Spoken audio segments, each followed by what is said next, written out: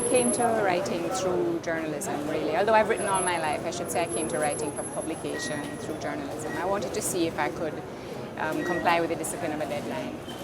And so that's why I started writing newspaper columns. And I also had a message, my environmental message. But I used to very carefully write one environmental column and then others, so that I wouldn't only have people who are interested in reading about the environment. And so I think that is why I made the jump to fiction, because I realized that fiction has this much broader market.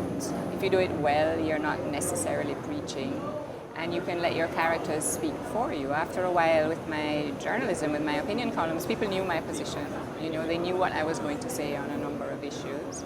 Whereas with fiction, you have this unlimited amount of people whose voices you can appropriate.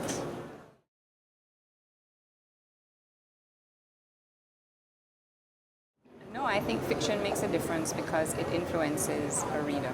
It influences the minds of humans.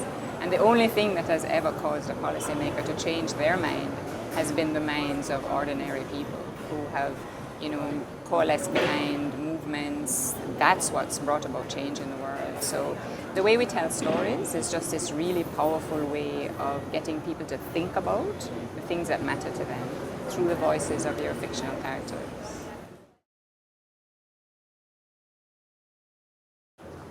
Well, I think much depends on who you're trying to reach. So always you have to think about your audience. And if what you want to do is build a mass movement, perhaps a novel is not the best way because it's long. Not everyone's going to read a novel. Perhaps shorter pieces, perhaps other forms of art, film, or paintings. Maybe that might be better. So you have to think about who you're trying to reach and let that define the medium that you use. I have to point to Rachel Carson, and her book Silent Spring, which really was the foundation of the modern environmental movement. And it came to me, that words on a page could actually do that. And one of my local heroes, you were just talking to her, Olive Senior. The first thing I read of Olive's was her non-fiction book on women, Caribbean women, which I think was called Working Miracles.